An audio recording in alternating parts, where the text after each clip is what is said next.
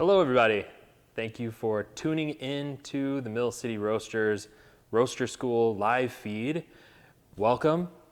As you can see and as you can hear, I'm all by myself. It's kind of a sad day today. Our dear friend Dave Borton has, hopefully Dave is watching from his couch and hanging out in the comfort of his home, where he has been working really hard on his garden of late and keeping up with those twins. And Dave is no longer going to be doing the video with me, unfortunately.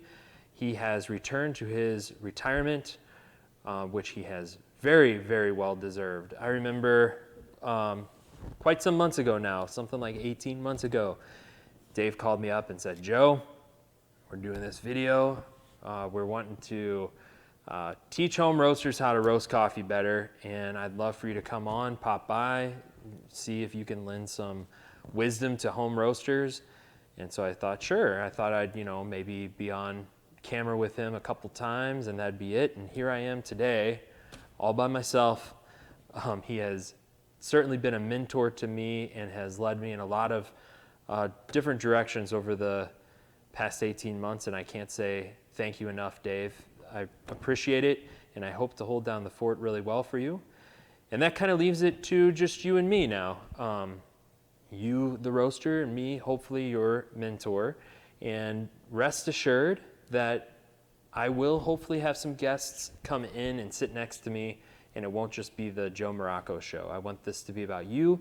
I want this to be about you learning how to roast coffee better, find coffee better, and do better business. Really, over the last 18 months, we have seen a lot of you who were home roasters now decide to jump in with both feet and become professional roasters. And we are so excited about being on that journey with you, helping you pave the way.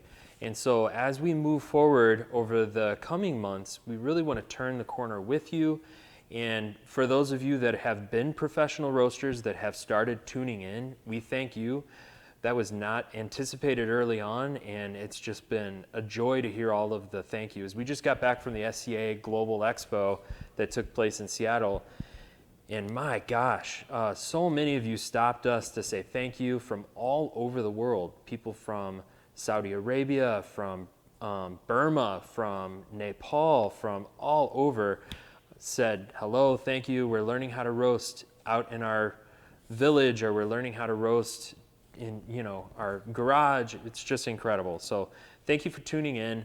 And as we move forward, we hope to keep our information strong and fresh and new. And that really is going to come down to you all also giving us feedback and sending us questions and being part of the program. This is for you. So moving forward, last week we talked a lot about buying green coffee, and I wanted to get into that a bit more today from a foundational level and go through some pros and cons. Many of you who have started out as home buyers, of course, are probably just buying small packages of coffee, either from Mill City or from one of my other favorite resources, Sweet Maria's, probably buying small packages. And I wanted to talk about pros and cons of buying those small packages, pros and cons of full-size bags, of buying forward with full-size bags, and even a little bit into buying futures, because I am learning more and more that some professional roasters that are probably over 100,000 pounds a year are watching and tuning in. So I want to make sure that we keep this information vibrant and relevant to you. So some pros and cons to buying the small bag. The small bag is a fantastic place to start. One, doesn't take up much shelf space. You can fit it on your shelf, you can stack it up, you can have a bunch of different offerings, and they're all in a relatively small space. Two, as you're rotating through those small bags, you don't have to worry about the coffee getting stale. If you're buying the size that you need for the roaster that you need, and you're using that coffee over a month to a few months, you know that that coffee is going to be fresh, it's going to roast better, it's going to taste better, and you're going to be able to sell it for full value, okay? Also, another good point, or a pro is that that coffee is less money on your shelf and more money in your bank. If you have to buy a full bag of coffee, any inventory that you store in your warehouse or garage or wherever it is going to essentially be money that you're not storing in your bank. That product is in need of converting into cash. Of course, if you have it in coffee, then you know that at least whatever coffee you own is not going to change in its value until you increase its value. So that would be a con. If you are buying small bags, it may be the case that between the time that you bought a bag last month and the time that you need to buy a bag next month, it could increase in cost. It might even decrease in cost according to market dynamics. Another con, however, is that if you run out of that coffee that you have stored on your shelf and you go to get more, it could be gone because you don't have the control over what the company that you are buying from is going to have in stock. So you're at the mercy of the company that you're buying from. Another con to buying those small bags is it is a bit wasteful on the packaging front. A lot of the packaging that exists for small bags is going to be a little bit less environmentally friendly, especially less environmentally friendly than burlap will be. And so there is the potential for quite a bit of waste. And if you are starting a business that is looking to be a really green company, that could be something to consider. Moving up to the larger bags, when you are buying a larger bag from an importer, and what I mean by larger is the full-size bag from an origin that was packaged into that bag at origin and then just moved around the world until it ends up with you. If you're buying that full-size bag, then you are buying that bag in a system we call spot purchasing. Spot purchasing means you're kind of buying it on the spot, which I know that I've mentioned in the past. But the pros of buying a bag of coffee on spot is that you have that coffee when you need the coffee. You may, on the other hand, be at the mercy of an inventory list that an importer might have, but that inventory list for full bags is going to be quite substantial compared to an inventory list for smaller bags or partial bags, as we sometimes call them. Buying spot also actually keeps you market neutral. So over time, the C market will fluctuate up and down. Sometimes the C market is high, sometimes the C market is low. When the C market is high, your spot coffee will cost more. When your C market is low, your spot coffee will cost less. At first, this may look like a bad thing because it's kind of tough for your pricing to go up and down. But if you look out over your past, over your history, you'll notice that if you've been a spot buyer for a long amount of time, the market has been neutral over that time because you have basically averaged out your costs. So you're actually at a little bit of an advantage because you are market neutral over a longer amount of time. However, that's also a con because you're not market neutral in the short term. So if you buy coffee when the market is low and you need the same coffee when the market's high, you're probably going to be paying different prices for the same coffee. And that can kind of be a struggle. Also, you are still at the mercy of your importer as far as what they have available, although you can generally shop around to different importers. I do advise working closely with the import partners that you have. However, shopping around too much can really alienate you from importers, and they may not know that you are the serious buyer that you might be. So partnering with importers is always a really good idea, especially if you're a spot buyer. Partner then, and then as you grow, your partnership will just be enriched. And I can say that from an importer perspective that is actually very valid and true. Another difficulty with spot buying is a lot of times in order to process an order from a spot buyer, an importer has to literally write a contract for every single individual bag that you purchase or every individual type of coffee that you purchase. When writing all those contracts, then allocating coffee to those contracts, then allocating those contracts to a direct order, and then sending that direct order out to a warehouse and doing all the pricing structure for each individual coffee, It takes a lot of time and resources to process those kinds of orders. So we especially have a lot of people call and say, hey, can we get a discount on the coffee? And the answer is no, because there is no way to discount what is being charged, because what is being charged is actually what it costs to do that kind of business. But generally, if you are not doing spot purchasing, if you're doing what is called contract purchasing or forward purchasing, that is a different style of buying, and that saves your importer money and resource allocation, and that can generally save you money and resource allocation, because you're not paying them to write 100 different contracts for the pallet of coffee that you're getting. Instead, you're asking them to just write a few contracts, and then you're taking coffee off of those contracts.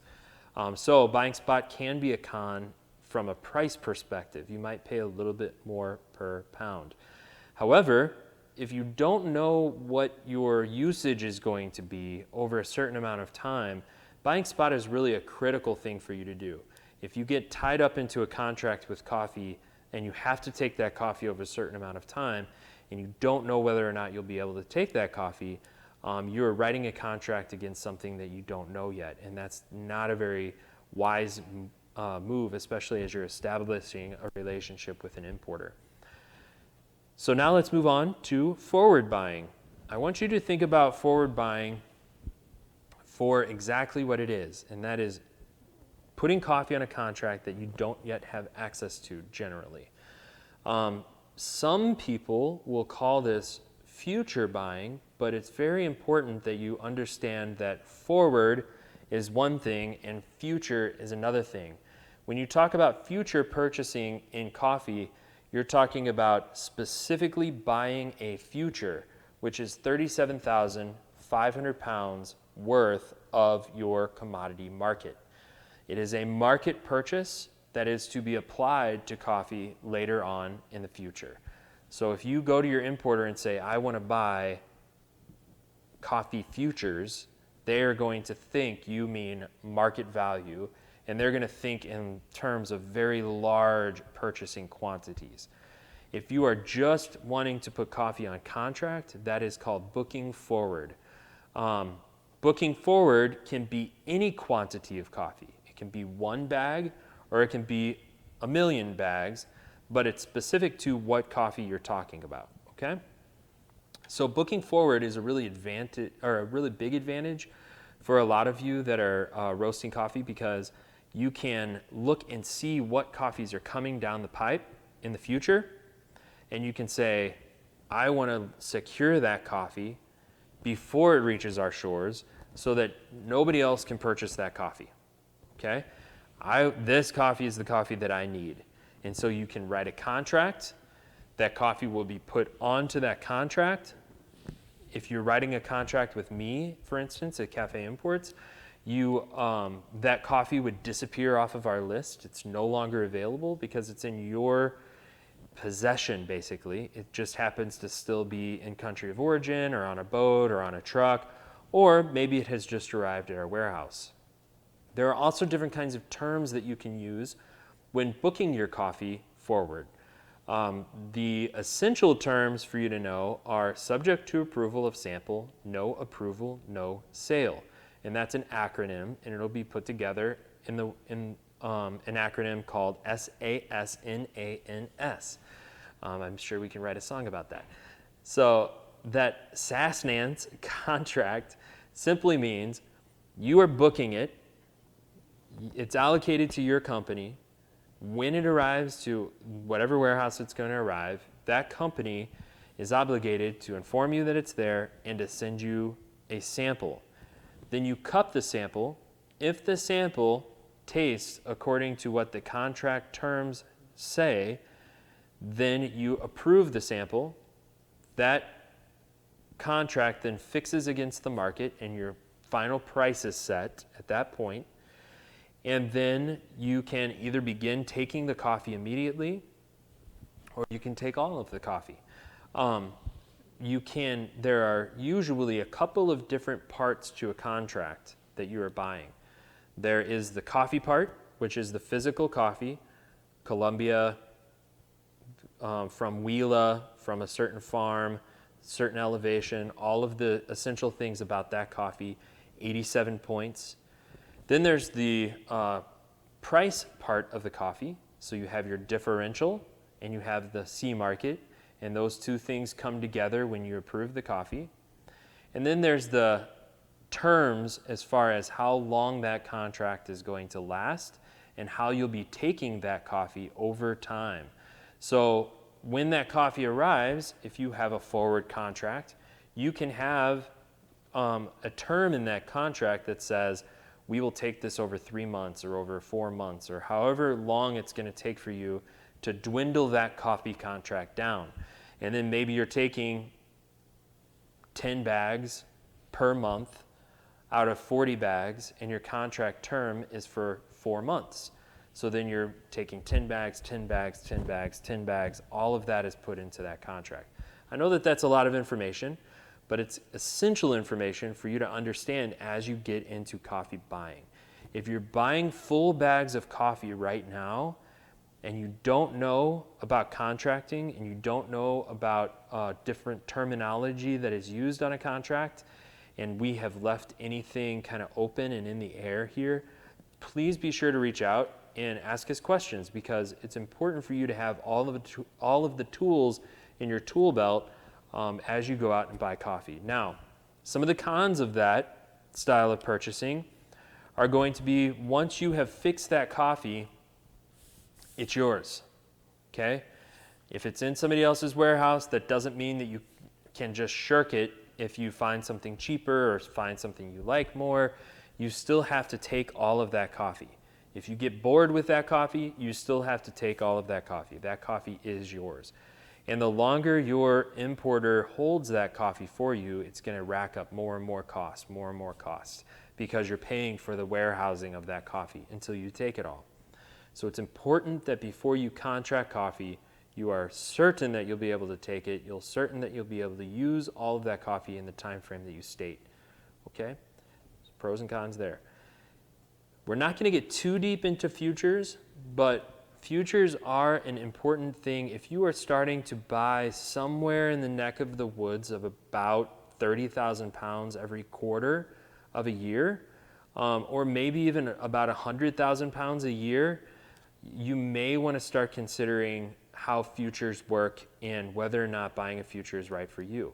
If the market is low, then you can buy in at that market that is low, and you own that market until you run out of that 37,500 pounds. And as you purchase coffees, instead of the coffee differential just getting put against whatever market exists that day, that differential will be put against your market level that you secured. And so it gives you a lot of peace of mind as far as what your pricing structure needs to be for that particular given amount of time. There are some dangers to playing with the futures market, and you can probably see them right off the bat. It's very tempting to use futures as almost like a gambling addiction. It's very tempting to watch the market and try to strike when the market is hot, try to strike when the market is at its lowest place so that you can, quote unquote, make the most money that you can. I highly recommend against this kind of purchasing, because if you're purchasing simply to try to find the bottom of the market each time the market goes down, there will come a time when that market will be high and you will be forced to buy into that market. And at that point, you're going to have a lot of soul searching as to how you're going to afford to buy that coffee. What we generally see is that when the market is high, companies that have been on low market levels, instead of increasing their prices to their customers, they will buy lower quality coffee to try to keep the same pricing structure, and their quality just degrades and degrades and degrades as the market increases and increases and increases. When you have your quality degrade over time, the contract of quality that you have unwrittenly agreed to with your customer degrades as well. Your customer will know when your quality degrades, and they will stop buying your coffee.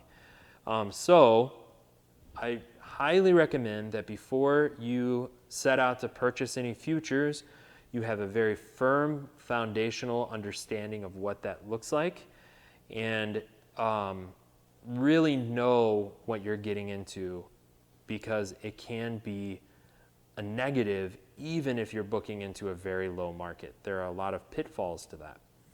So that is my brief synopsis of pros and cons of buying different kinds of coffee contracts or different styles of green coffee purchasing. If you have more questions about that, I'm very happy to answer, and I'm happy to be kind of a neutral party. If you want to know about cafe imports practices in particular, I'm thrilled to share that with you. But I also teach these classes for the SCA. I am one of their Green Buyer Pathways leaders, one of our instructors in that pathway. So I know the ins and outs from a very neutral standpoint, and I assure you that I can be neutral. So I would be happy to help you. And Nick, do we have any questions from our audience? The only question we seem to have gotten so far is, how long does green coffee last? How long does green coffee last? That is a question I get probably every day, and it's the question that I hate giving the answer to because I don't have a good answer. I have tasted Ethiopian Yirgacheffe coffees that are 18 months landed. That means they were probably 4 months old before they even got to our shores. So essentially almost 2 years old that have tasted brilliant, just delicious, super clean, refreshing, still tastes like Ethiopia Yirgacheffe. I have tasted some coffees right when they land that have lost 10 points in transit and taste like 30-year-old coffee. And I have tasted 30-year-old coffee. So it really is a mystery, and it depends on the quality of the coffee at origin. It depends on how the coffee was dried on the patio, how the coffee was transported. If you can imagine this coffee going into a boat and crossing an ocean in the heat of summer, and the humidity that is involved, all of those things, it's really tough on coffee. Transport is not something that coffee is really made for, but yet it's the first thing we do to it, and we do a lot of it to coffee. So if your coffee is not really, really stable before it leaves port, it's not going to be stable when it arrives. So I would always tend to try to get the freshest stuff that you can. The fresher the coffee is overall, the safer it is, and the more likely it's going to be fresh throughout its lifetime in your warehouse or in your cycle. From a general consensus, I like to say try to roast coffee within 6 months of it landing in whatever country you're in, and try to stay away from coffees that are more than a year old. Coffees that are more than a year old are considered past crop, and they are generally going to be pretty flat and dull. They're not going to taste horrible, but once they become past crop, they're not really going to be good for single origin use or something like that. But there's a place for all of those coffees too. So sometimes you can go to your importer and say, hey, what do you have past crop? I'm doing flavor-based coffee, or I'm doing some other project. I'm doing, like a lot of times we'll have people use past crop coffees when they're doing some kind of a fundraiser for people that just want dark roasted coffee. If you're roasting it super dark, older coffees can be fine. So it kind of depends. What's our next question? I see you picked up the microphone. Dave's wondering how the Cardinals are doing. Oh, Dave Borton is watching. He is watching, hopefully from the comfort of a couch. Ben wants to know, is the subject to approval upon arrival at the broker's warehouse supposed to eliminate the possibility of damage in transit? That's right, yeah. So if you just book a coffee sight unseen, you're kind of at the mercy of whatever happens to that coffee. There are some ethics behind this, of course. We will have, every now and then, we'll have a company that will book a coffee subject to approval of sample, and then they'll call up and they'll say, I've got to reject that sample. And I say, but it came in, it was 87, and we told you it would be 87. Why are you rejecting it? Because the quality is there. And they'll say, well, we booked a similar lot with this importer and this importer and this importer. We put them all on the table, and we just liked one of these other ones a little better.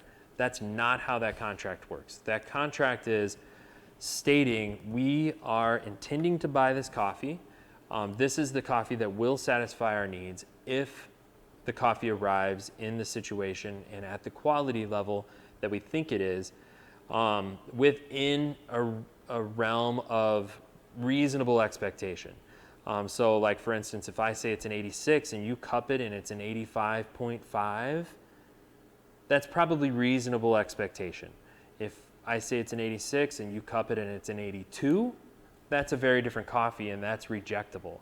Okay, if I say it's an 86 and it arrives and it's a 90, you can reject it if you want. I'll take that coffee back.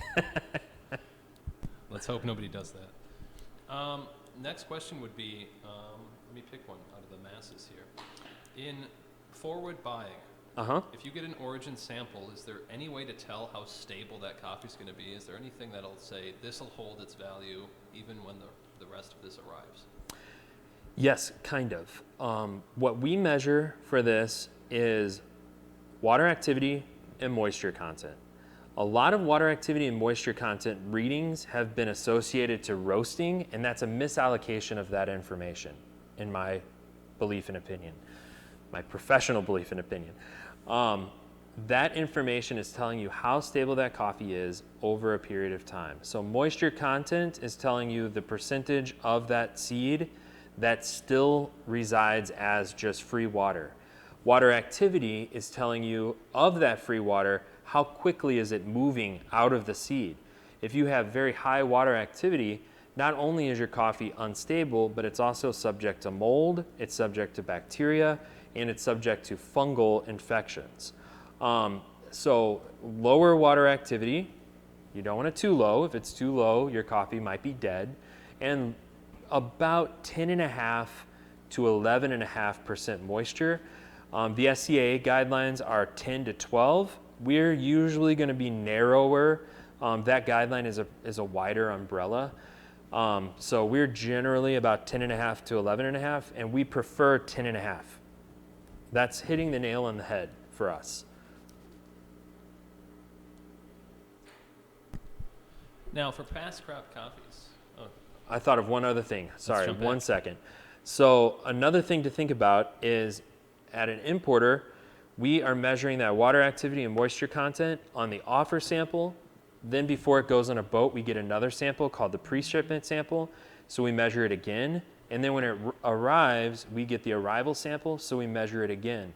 So not only do we have just the arrival sample measurement, but we have all three so that we can triangulate and we can say, this is a consistent reading across 3 readings, across 3 different times, at 3 different places. So this coffee is very likely to hold up very well. So even though a coffee may be a little higher or a little lower in moisture content or water activity, if it's stable across all 3 readings, that's a more important reading than just the singular reading that you get yourself. So this is information that you can usually talk to your importer about. If you are just buying spot, it's kind of like, it's meaningless a little bit because you should be moving through that coffee kind of quickly.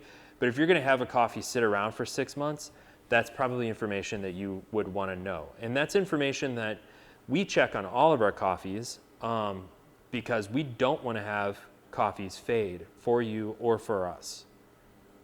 Sorry, Nick, I interrupted you. What were you asking? I assure you, you have not. Let's talk about what is the C. We've mentioned the price of C, C market. What is C? So the C market is the commodities exchange market specifically for coffee, okay?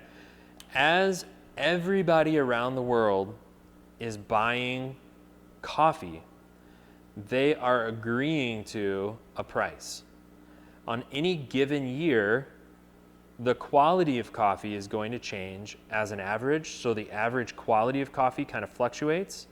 Therefore, the average price of coffee is going to fluctuate. Along with quality, the average amount, or not the average amount, the total amount of coffee is going to change every year. and every part of the year and every day, day to day. There's only so much coffee that exists in the world. As coffee quantities increase, coffee prices decrease. As coffee quantity decreases, coffee prices increase. So there's a relatively connected relationship here, okay? We call that supply and demand, okay? As you have a high supply, demand lowers, so people are not willing to spend as much. As you have a decreased supply, demand increases because the same amount of people are fighting over less of that product. And so those people are willing to spend a little bit more. However, it's more complicated than this. You also have the dollar. And the dollar is the dictating currency for the commodity exchange market. So along with supply and demand, if the dollar is strong, so that means less dollars buys you more coffee, then the commodity market will lower. So if I can buy a pound of coffee for $1 today, even though the value of the coffee hasn't changed, if the value of the dollar increases, then I can buy that same quality from the same quantity for less dollars. So now it may be worth 95 cents. That doesn't necessarily correlate, though, to other currencies, because that 95 cents may be worth whatever $1 had been worth in Colombian pesos.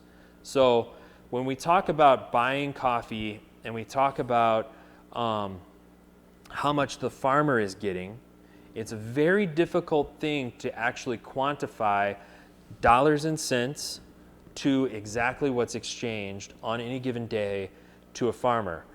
Along with that will complicate things a little bit more.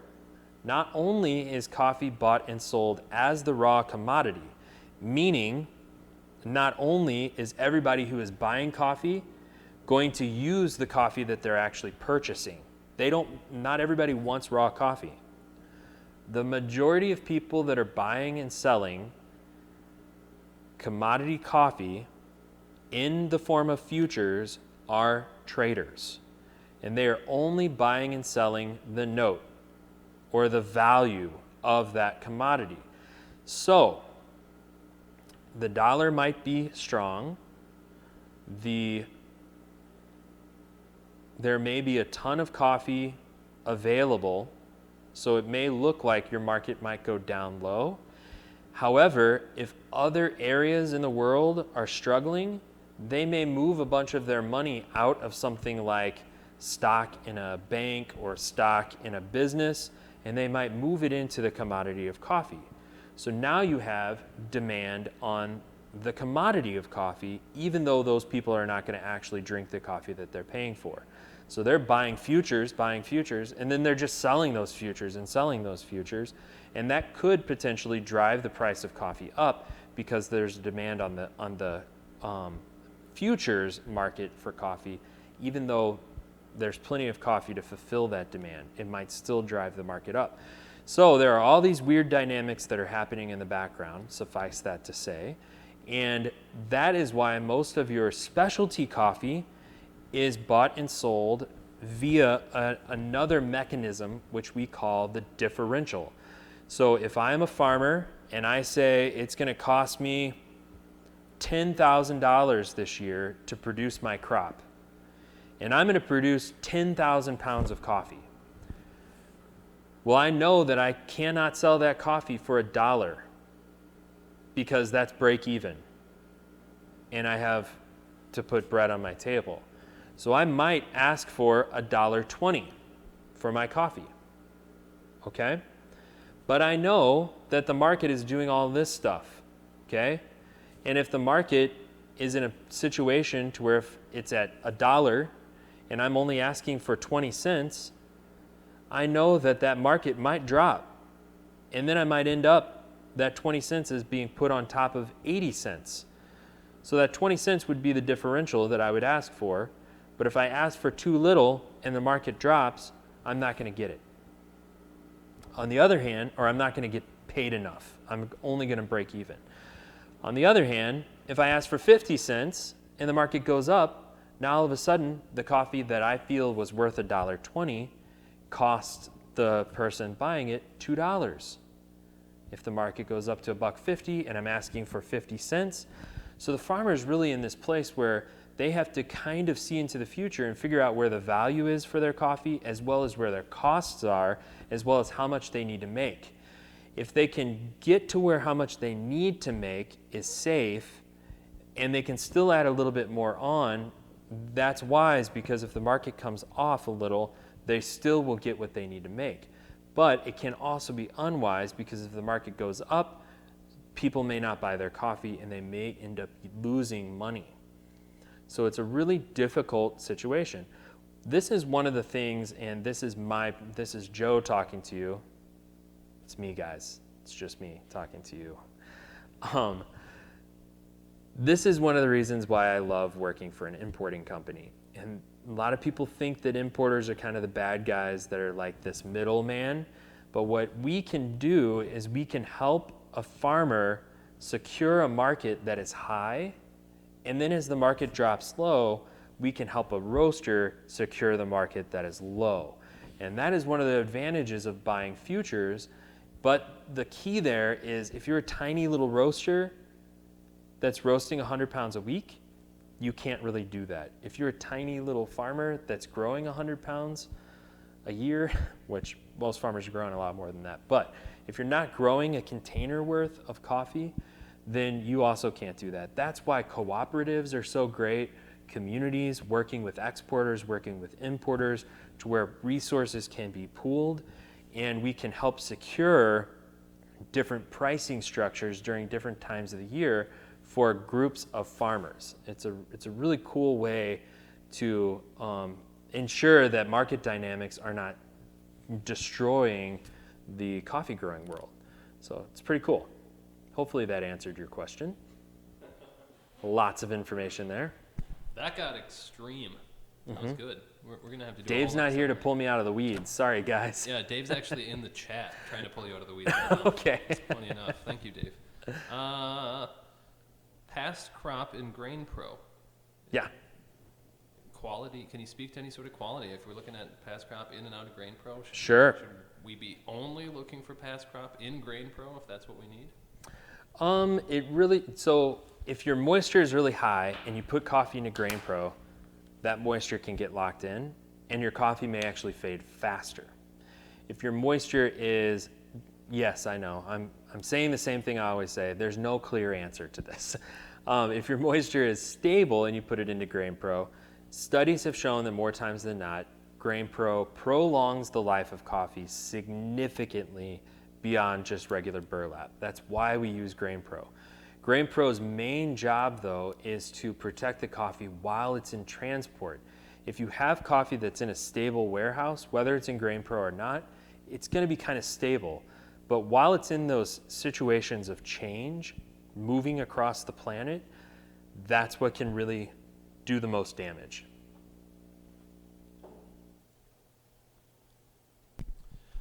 When's Cafe Imports heading to Europe and New Zealand? We have an office in Europe. We have an office in Berlin. We have a warehouse in Melbourne, so we are there. You are there. We are there, and we have an office. We have a warehouse in Melbourne, an office in Melbourne. So we are in Australia. We have a warehouse in London and an office in Berlin. So we're in both areas. Of course, New Zealand is not Australia. I know. I'm sorry. I don't know who I just offended by assuming those two things were kind of connected, but Geography teachers. that's right. Yes. But it's a lot easier to get coffee from Australia into New Zealand, I believe, than it is from the US into New Zealand. But if you're in New Zealand, work with our team that's in Melbourne, and they can probably get coffee directly from wherever it is if you are buying any quantity to your door without, they can circumnavigate Australia. Actually, you can circumnavigate Australia. All the way around. It's an island, yep. It's one of the best It's islands. a pretty cool island. We might not want to get into that. We'll avoid. Yep, we're going to offend our New Zealand friend again. That's it. All right. Questions I've got. How can a home roaster measure I would say that a home roaster has no need to measure moisture in a bean. It's not going to be of any use to you unless you're keeping your coffee around for a really long time. And in which case, believe it or not, this is going to sound crazy, freeze that green. If you're a home roaster and you're going to be sitting on green for more than 6 months, just put it in the freezer, and that will protect that moisture. Just don't take the same bag in and out, in and out, in and out. I recommend breaking it into small bags for what you're going to roast each time. So then you can just reach into your freezer and grab one bag. Make sure it's watertight, airtight, etc. Maybe vacuum sealed. But if you are geeky enough, as I know you are, to want to measure moisture, you should be geeky enough to buy the freshest stuff and use only what you buy in a short amount of time. Cool. Thank you guys so much for tuning in today. Next month, we are hoping to get deeper into roasting some more, maybe into some production roasting a little bit more. We are going to regroup, do some planning, and come up with some really fun stuff for you. If you have questions, concerns, things of that nature, I want to try to address those live on the show for you. So send all of that stuff over to the Mill City Dudes, and we'll try to get that put into program mode. So it may not be like me answering your question directly. Your question may get answered in an actual presentation. So hold tight. Keep those questions coming. We're going to build programming for you, by you, and we will keep leading the way in the roasting industry. Heck yeah. See you guys. Bye.